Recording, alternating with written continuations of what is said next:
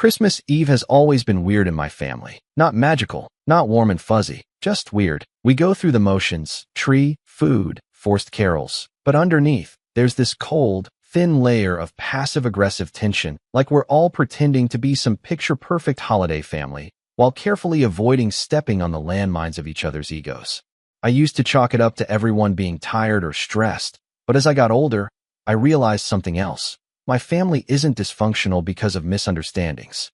It's dysfunctional because some people in it actively enjoy stepping on others just to feel taller. My name's Nathan. I'm 32 now, but this story starts last year, when I was 31. I've always been the quiet one in the family, which, ironically, gave everyone else permission to project whatever they wanted onto me. My mom called me the mellow one, as if I were just too low energy to get involved in drama. My dad used to joke that I was the accountant of the family, even though I don't technically work as one. I do freelance financial consulting, mostly for small businesses. It's remote, it pays well, and I like it. But to my family, if I wasn't waving a job title they recognized, I might as well have been unemployed. Then there's my older brother, Eric, 35, loud, opinionated, and the golden child ever since we were kids. He always had this way of taking up space in a room, like he thought oxygen itself was his by birthright. And the worst part? My parents encouraged it. I mean, they worshipped this guy. In high school, he was the football star, the one with girlfriends, the one they thought would make something of himself.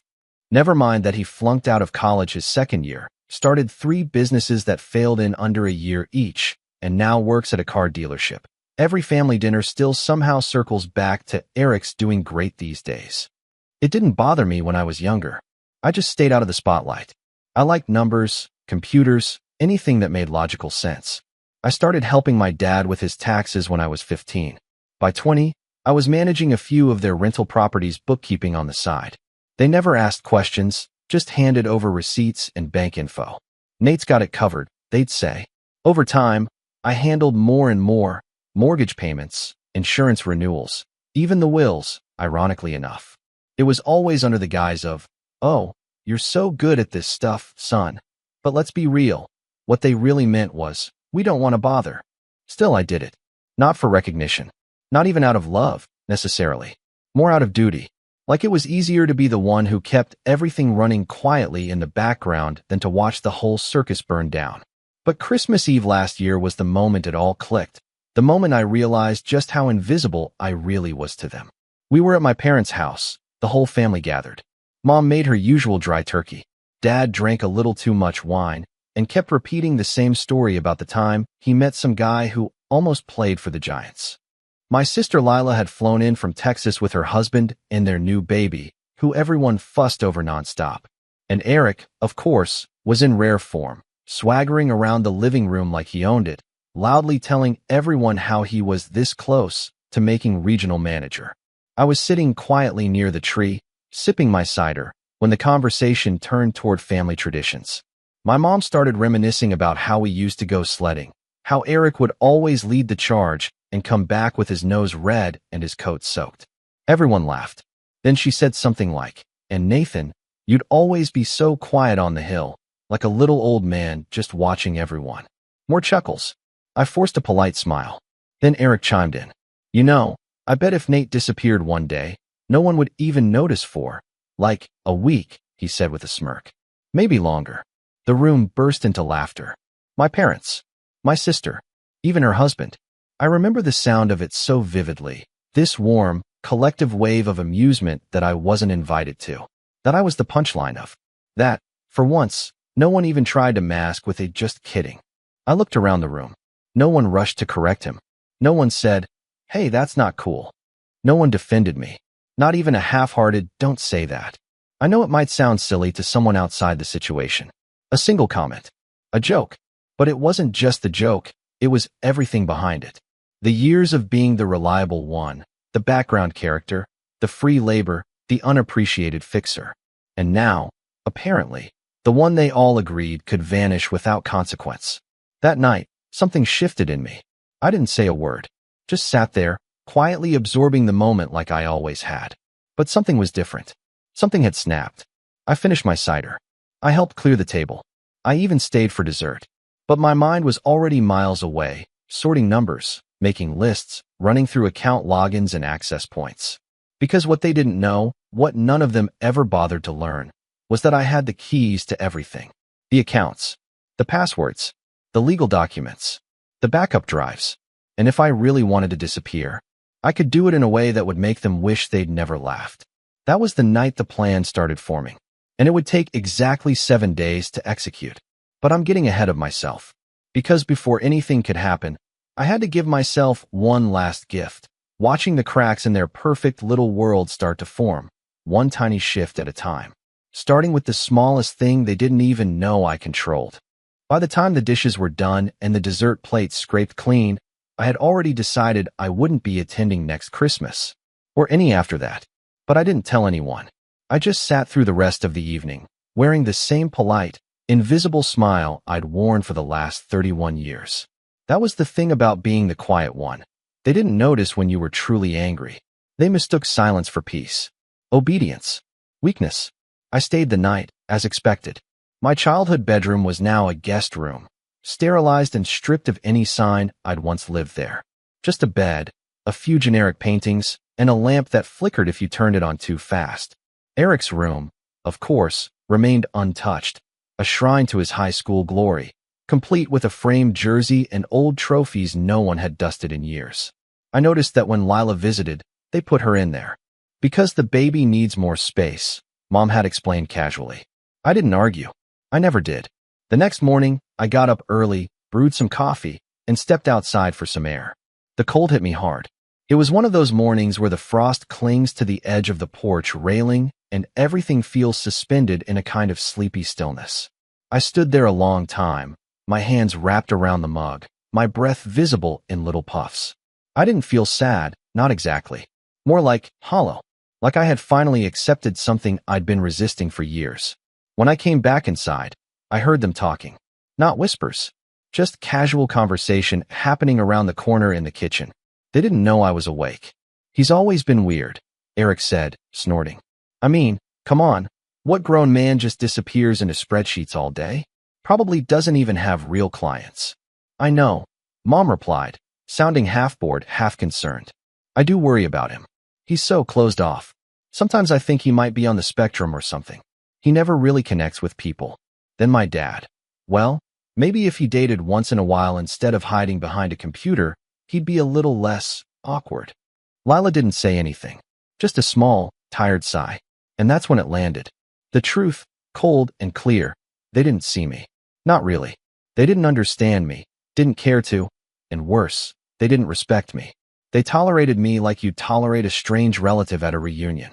Someone you nod politely to but avoid inviting to anything meaningful.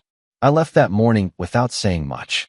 Just packed up, thanked them for the lovely evening, and drove back home with a calm I didn't expect. Because now I knew. There was no fixing this. No talking it out. No big confrontation that would somehow open their eyes and make them realize what they'd done. This wasn't a single incident. It was a lifetime of being underestimated, overlooked, and ultimately used. What they didn't realize was that I wasn't just their weird son or brother. I was the one who had been quietly managing their financial lives for years. I had access to everything. My father had always been terrible with paperwork and late on bills. When I was in college, I offered to help out as a way to stay connected. One account turned into 3, then 6. By the time I was 27, I was logging into more of their accounts than my own. Rental properties, investments, even their life insurance policies. Over the years, they handed them over one by one like it was some kind of chore they were lucky I liked doing. I created a shared spreadsheet for them, thinking it would help them keep track. They never looked at it once. They called me the walking calculator, which was meant to be funny, but it wasn't. I was their safety net. The guy who stayed up late making sure a mortgage didn't default, or that their condo in Sarasota didn't lapse on property taxes. And here they were, laughing at the idea that I could disappear without anyone noticing. I didn't start the revenge right away. No, that would have been too impulsive. I gave myself a few days to breathe, think, plan. I made a list. Not of assets, those I already knew by heart, but of patterns. What payments were automated? Which emails were forwarded? Who relied on what and when? My family lived in a very specific rhythm. Rent from their tenants came in on the 3rd. The auto pay for their HOA dues hit on the 5th. Mom's credit card needed a manual transfer every 14th. It was all clockwork. Efficient. Predictable. Because I'd made it that way. And all of it ran through me. But I needed a catalyst, something that would justify, in my own mind, burning it all down. Because no matter how calm I felt, no matter how righteous I was starting to feel, there was still a part of me hoping someone would reach out. That someone, anyone, would say, "Hey, what Eric said was messed up. We're sorry." Instead, on December 30th, I got an email from my mom. "Hey, sweetie, hope you had a good Christmas. I'm wondering if you could take a quick look at Dad's 401k. He's been getting some confusing mail again, and I know you're good at translating that stuff. Love you." No mention of the joke. No mention of how I was treated. Just business as usual. I didn't reply. 2 days later, Lila texted, "Do you still have access to the Chase account for the Sarasota condo? I think Mom wants to start doing monthly payments from there instead of the BOA one. Also, sorry about Christmas. Eric can be a jerk sometimes." Sometimes. That's what she said. I replied simply, "I won't be managing the accounts anymore. Please tell Mom and Dad to make other arrangements." She read it, but didn't reply. By January 2nd, the phone call started. First Mom, then Dad, then even Eric, whose voicemail was actually polite for once. "Hey, man, can you give me a call? Mom's freaking out about some bills, or whatever. No idea what's going on. Just call her." I didn't. I spent the next week watching the storm build from a distance. My email inbox filled up with panicked messages. Some were passive-aggressive. "I'm sure you're busy, but this is really important." Others were outright accusatory. "We trusted you with this stuff, Nathan. You can't just walk away." But I could. And I did. The moment that truly broke me came on January 5th, 5 days after I cut contact. I got a call from a blocked number. Against my better judgment, I answered. It was Eric. "Dude," he started, his voice tight. "What is your problem?" I didn't answer. "You think you're punishing Mom and Dad by going silent? Real mature. You realize you're messing with their lives, right? Their mortgage payment bounced yesterday." Mom was in tears. Still, I said nothing. "And I know you're mad about the joke, or whatever. But seriously, man, grow up. You're acting like some emo teenager." I let the silence stretch out. Then he said it. "You've always been the weird one, Nate. Don't forget that the only reason you even got to handle all that crap was because we let you. Don't think you're better than us just because you know how to log into some bank accounts." And that was it. That was the final nail. Because they didn't let me. They dumped their responsibilities onto me because they didn't want to deal with them. They let me clean up their messes for years and called it help. They gave me power without realizing it. And now, they were angry I was using it. I hung up, and I started making calls of my own. Not to them, but to the institutions. I had power of attorney paperwork. Signed years ago when Dad had a medical scare. Nobody remembered. But I had the scanned copies, the notary stamps, the dates. I filed quiet revocations, started transferring small amounts into a temporary trust I'd set up months earlier, just in case I ever needed an emergency holding zone. I wasn't stealing, not yet. I was safeguarding. But even I didn't know then just how bad it was going to get. Because when I logged into the property management account for the rental units, I saw something I wasn't expecting. A massive withdrawal. Over $40,000 had been moved out in November. Not by me. Not by Dad. It was Eric. And the transaction was labeled as investment opportunity. My stomach dropped. I opened more records. Checked more transfers. And what I found next made everything personal. Because Eric hadn't just borrowed money. He'd been siphoning it. Quietly. For over a year. And no one had noticed. No one but me. I sat back in my chair, heart pounding, the full picture forming piece by piece. This wasn't going to be a silent exit anymore. This was going to be a reckoning. And they had no idea what was coming. I didn't sleep much the night I uncovered Eric's withdrawals. It was like my entire body was frozen, my mind racing, but my limbs numb. I sat in my office chair staring at the glowing screen, line after line of financial records confirming what I already knew in my gut. This wasn't a one-time emergency loan. It was a pattern, a slow siphoning of the family's money, done with zero oversight, no permission, and, of course, no accountability. He was using the rental income like it was his own personal bank account. He'd been careful, in the dumb, arrogant way people like him are careful. Not enough to hide it from someone like me, but enough that no one else in the family would ever notice. The transactions were labeled with vague but convincing tags: repairs, maintenance, HOA dues, even tax preparation. But I cross-checked every one. There were no receipts, no contractors paid, no invoices. It was all smoke and mirrors. The total came to just under $87,000 over 18 months. $87,000. And that's just what I'd found so far. The thing about betrayal is that it doesn't hit all at once. It settles in slowly, like fog. At first, I felt disbelief, then fury, then something else, something heavier and quieter. Grief. Not the kind you feel when someone dies, but the kind that seeps in when you realize they were never who you thought they were. That maybe the version of them you held on to, the version that was decent, or redeemable, or even just not malicious, never really existed at all. That night, I didn't eat. I didn't shower. I just stared at the ceiling and tried to figure out who I was now. Because without the family responsibilities, without the mask of dutiful son and helpful brother, who was Nathan? By morning, I knew one thing. I was done. Done cleaning up their messes. Done playing the background character. Done being invisible. But that didn't mean I knew what came next. For weeks, I fell into a kind of routine, not quite depression, but definitely a fog. I woke up late, ate irregularly, opened client emails, but rarely replied. I kept rereading the texts from mom, the missed calls from dad, even a half-hearted apology email from Lila. And then there were Eric's increasingly aggressive voicemails, which I stopped listening to altogether. The anger in his voice escalated with each message, going from guilt-tripping to outright threats. "You're ruining everything, man. I swear if you don't fix this. I'm not kidding. You'll regret this." The irony was overwhelming. He'd stolen nearly $90,000, and somehow, I was the villain for walking away. But even in the fog, something in me started shifting. I began going on long walks every morning, at first to clear my head, then just because it started to feel good. I found a park near my apartment with a small lake and ducks that always swam right up to the shore. I'd sit there on a bench with a coffee, watching them paddle in clumsy circles, and for the first time in years, I let myself just exist. Not as the family fixer, not as the spreadsheet guy, just as a person. It wasn't glamorous. There was no montage of me getting ripped or making $1 million in a garage startup. I didn't find religion or suddenly fall in love. I just got a little more comfortable being alone. And in that space, something unexpected happened. I started picking up work again.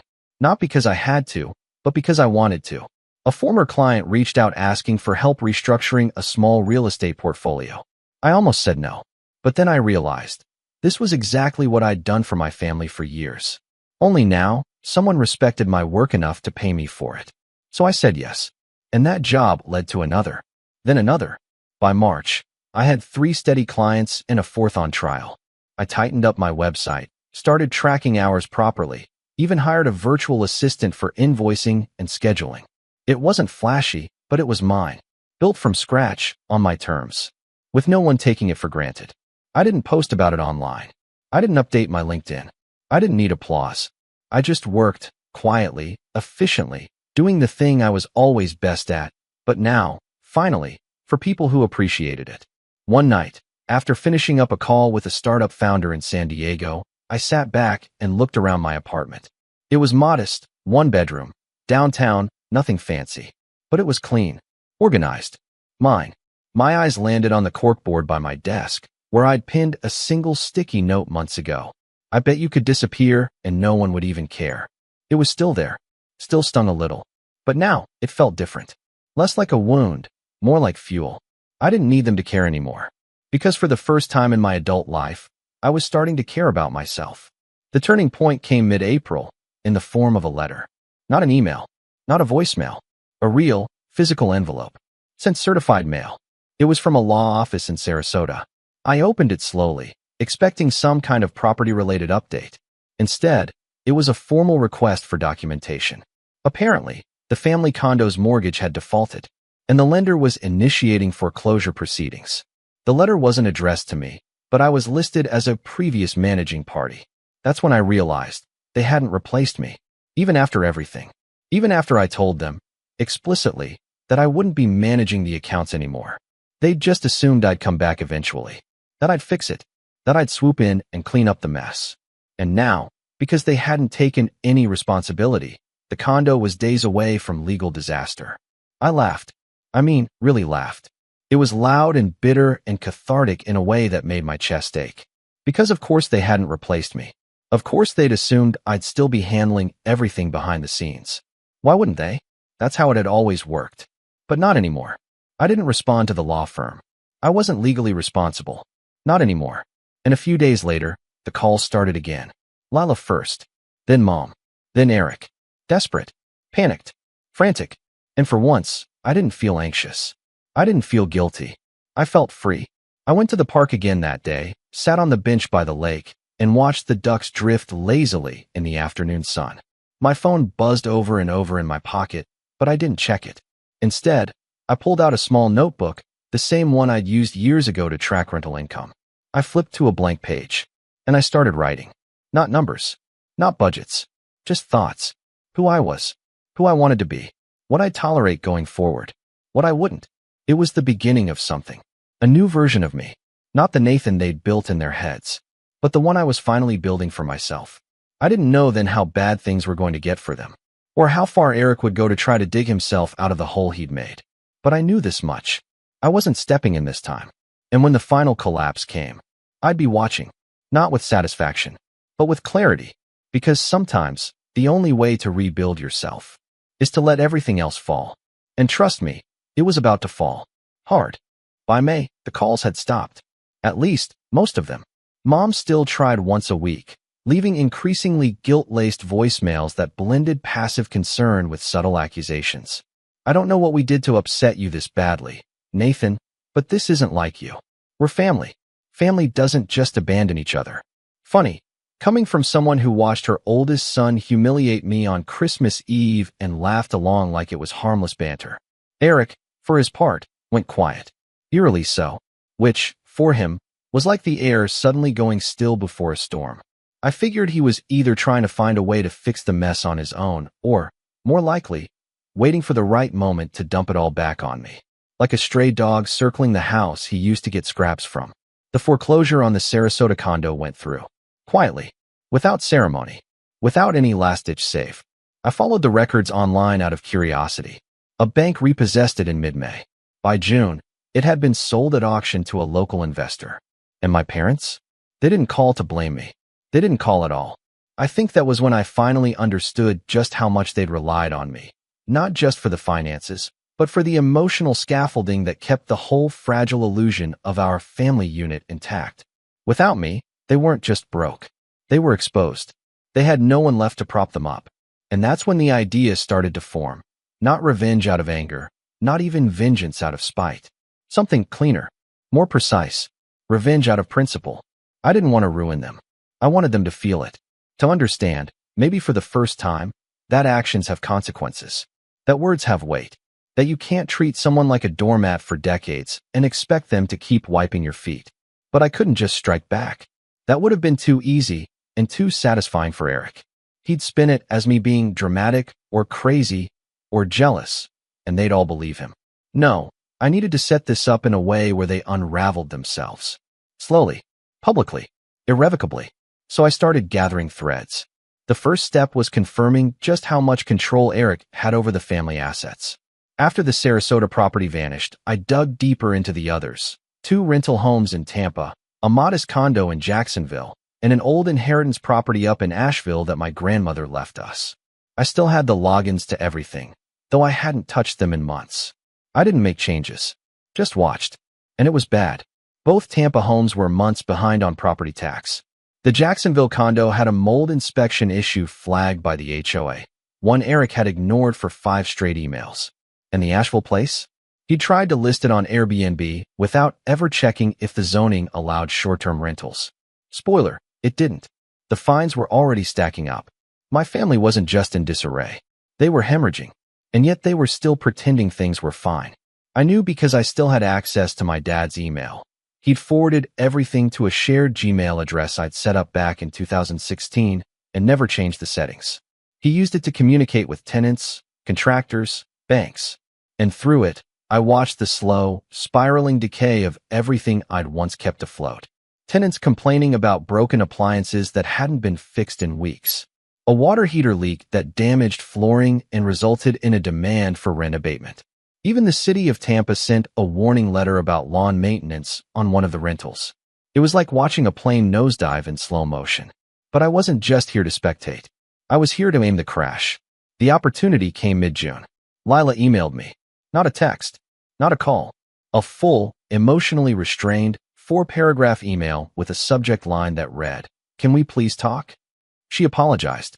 Not for everything, but for enough. She said she didn't realize how hurtful Eric's comment had been. That she had always appreciated me, even if she didn't show it. That mom and dad were struggling, and she was worried Eric's handling of things isn't going to work out. Translation: the ship is sinking, and she's finally looking for a life raft. I didn't reply immediately. Instead, I called my friend Jared. Jared and I went to college together. He's an attorney now, real estate and family law. We hadn't talked in months, but when I told him I had something morally gray but legally cautious I needed to run by him, he laughed and said, "Be there in 20. I told him everything. The accounts. The power of attorney I had years ago. The evidence of Eric's mismanagement. The potential legal minefield they were all dancing on. And most importantly, the documents I still had tucked away in encrypted folders on a backup drive. Copies of leases, tax forms, transfer authorizations, even emails showing Eric had claimed to be managing things with my dad's full knowledge, even though he had no legal authority. Jared listened carefully, asked smart questions, then leaned back and whistled. "You know," he said slowly, "this isn't just financial negligence. This could be actual fraud." I raised an eyebrow. "Want to really get them to feel it," he said, sipping his coffee. "Don't go after them directly. Go after the tenants. Start a little chaos from below." I blinked. "How? You still have leases, right? Names, addresses, terms." "Of course." "Then let me help you draft something. Anonymously. Something that warns the tenants that the properties are in jeopardy. They'll panic. They'll complain. They'll pull their payments. Once the income dries up, your brother will have to start making choices. And when he starts cutting corners?" Jared grinned. "He'll bury himself." That night, we stayed up drafting 3 different letters. Each carefully worded. Each factual. No lies. No slander. Just truths Eric had desperately tried to keep buried. That maintenance requests were going unfulfilled. That certain taxes were unpaid. That property insurance was overdue and liability could fall on them if an accident happened on site. Then we mailed them, anonymously, from a neighboring state. 3 letters. 3 tenants. 3 ticking bombs. Then I replied to Lila's email. "We can talk, but only in person." She agreed to meet me the following week at a coffee shop halfway between us. I chose a quiet, neutral place, small town, off the highway, unlikely to attract any of the rest of the family. When I walked in, she was already seated, clutching a latte like it was the only thing keeping her upright. "Nathan," she said, voice soft. "You look different." I smiled. "You mean like someone who finally slept?" She gave a tight smile, but there was genuine sadness in her eyes. We talked for almost 2 hours. She didn't defend Eric, not really, but she also didn't throw him under the bus. She was still tethered to the idea that he could fix things if given the chance. "He's trying," she said quietly. "He just doesn't know what he's doing." That didn't stop him from stealing. I replied, calm but firm. She flinched. I laid it all out for her. The withdrawals, the unpaid taxes, the zoning violation, and then, the kicker. I told her the condo had already been lost, and they hadn't even known. She went pale. "You're not here to ask for my help, Lila," I said gently. "You're here because you know this is bigger than you can manage." She nodded slowly. "What do we do?" "We don't do anything," I said. "But you can choose which side of this you want to be on." She looked confused. I leaned in. "You want my help? You want to rebuild this mess? Then I need proof that I'm not walking back into the same trap. I need transparency, access, and your word that if I take one step toward fixing this, it's on my terms." Her eyes welled up, but she nodded. And so, I gave her the first step. I told her to check the locks on the Jacksonville condo, because that one was about to become the stage for something a little more theatrical. See, Eric had been lying to the HOA, claiming he was in the process of hiring a mold remediation team. But no such team had ever been contacted, which meant the mold. It had spread. And thanks to Jared, I now had photographic evidence, provided by a contractor friend who, for a small fee, did a casual walkthrough for insurance quote purposes. The report was brutal. Health hazard, liability exposure, lease violation. I sent the report, anonymously, again, to the HOA, with a copy to the city. And just like that, the match was lit. Because soon, Eric would have to answer questions he didn't know the answers to, while I, for the first time in years, would be standing far outside the blast radius, waiting for the smoke to clear. The first sign that everything was about to blow came not through a voicemail or email, but from an online news article. It was late July, a humid Thursday evening. I was eating dinner alone, grilled chicken, some rice, a podcast playing softly in the background, when Jared texted me. You might want to check this out. Local landlord under investigation after tenants report unsafe living conditions. I clicked the link and there it was, a photo of one of my parents' Tampa properties, yellow tape across the front porch, city inspector standing in the doorway. The article was short but damning. Mold, electrical violations, pest infestations. The tenants had filed formal complaints. And when the inspectors came knocking, the property manager, Eric, of course, had no paperwork, no permits, no current insurance. The article didn't name him, but it didn't need to, because the next day, it got worse. A local tenant rights group picked up the story and posted about it on Facebook. Then Reddit. Then Twitter. Photos started circulating of the Jacksonville condo with black mold creeping up the walls, kitchen cabinet doors hanging by a single hinge, garbage bags stacked in the corner because of a broken disposal system. And then came the kicker. One of the tenants from the Tampa property posted a video. She was a single mom, probably in her late 20s, tear-streaked and furious, standing outside the condemned house. My kids were sleeping in that room. They've been coughing for weeks. I told the landlord 3 times. He said he was handling it, but he never even showed up. If I hadn't gotten that letter warning me, I wouldn't have known how bad it really was. That letter? One of the anonymous ones Jared and I had sent. The video racked up views, over 100,000 in a few days. And the city, once happy to let property issues slide under the radar, was suddenly under public pressure to act hard. By the time the dust started to settle, Eric had received 2 cease and desist letters, 3 formal tenant lawsuits, and an audit request from the Florida Department of Revenue for misreported rental income. And me? I stayed silent. Lila was the only one who knew the truth, that I'd been the architect behind the unraveling. She kept her word. She stayed out of it publicly, but fed me updates from the inside. Eric's falling apart. She whispered over the phone one evening. He's blaming everyone but himself. Says the tenants are lying. Says you hacked the accounts and made it all happen. Of course he does, I said, stirring my tea. It's always someone else's fault. What are Mom and Dad saying? She hesitated. They're scared. Dad's not talking much. Mom's been crying. I think she finally realizes how much they leaned on you. I didn't reply right away. I was staring out my window, watching the street lamps flicker to life. Are they sorry? I asked quietly. Lila exhaled. They don't know how to say it. But yes, at least. I think Mom is. She keeps saying, we never appreciated him. Not really. I nodded slowly. It wasn't satisfying. Not really. But it was something. Still, I wasn't done. The final piece of the plan came together thanks to Jared again.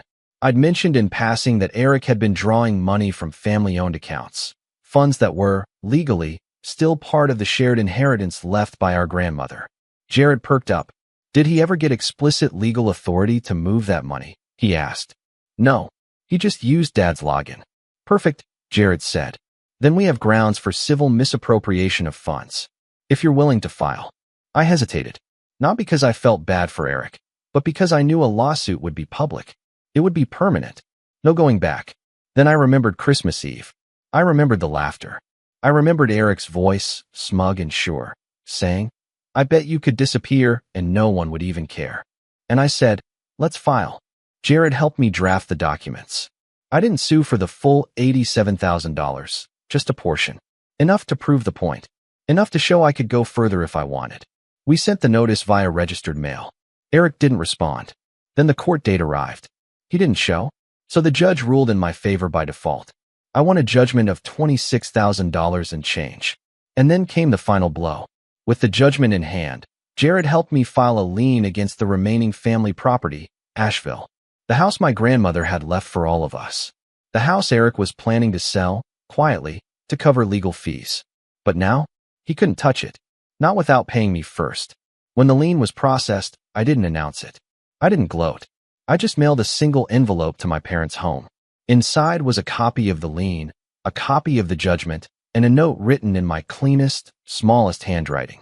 You always said I was good with paperwork. Nathan, I don't know how they reacted. I didn't ask. I didn't need to. What I do know is that Lila called me 2 days later, her voice trembling with emotion. They know now, she said. I figured they might. They're asking if they can talk to you. All of them. Tell them I'm not ready. I said. A pause. Will you ever be? I thought about it. Thought about the years I'd given them. The things I did out of love, out of duty, out of a desperate hope to be seen. Then I thought about the peace I'd found since stepping away. The quiet mornings. The park bench. The clients who respected me. The life I'd built that had nothing to do with them. I don't know, I said honestly. But I do know one thing. What's that? I'll never be invisible again. She didn't reply, just exhaled. And that was the end of it. Months passed. The lawsuit faded into court records. Eric's name began appearing on Reddit threads and Facebook tenant groups, a cautionary tale of what happens when slumlords get sloppy. Last I heard, he moved out of state. Took a job as a salesman for some solar company. Tried to start over somewhere no one knew him. Mom and Dad, they're still in the house. They tried managing the remaining property on their own for a while, but after a second round of code violations, they sold it off, at a loss. And me? I'm still working with clients. Still taking long walks. Still adding to that notebook where I keep track of who I am, not who they tried to make me be. And every so often, when I feel that old ache, that voice in the back of my mind whispering you don't matter, I think back to that moment. That moment on Christmas Eve. That circle of laughter. That careless, cutting sentence. I bet you could disappear and no one would even care. And I smile. Because I did disappear. And when I did, I took everything with me. And they finally noticed.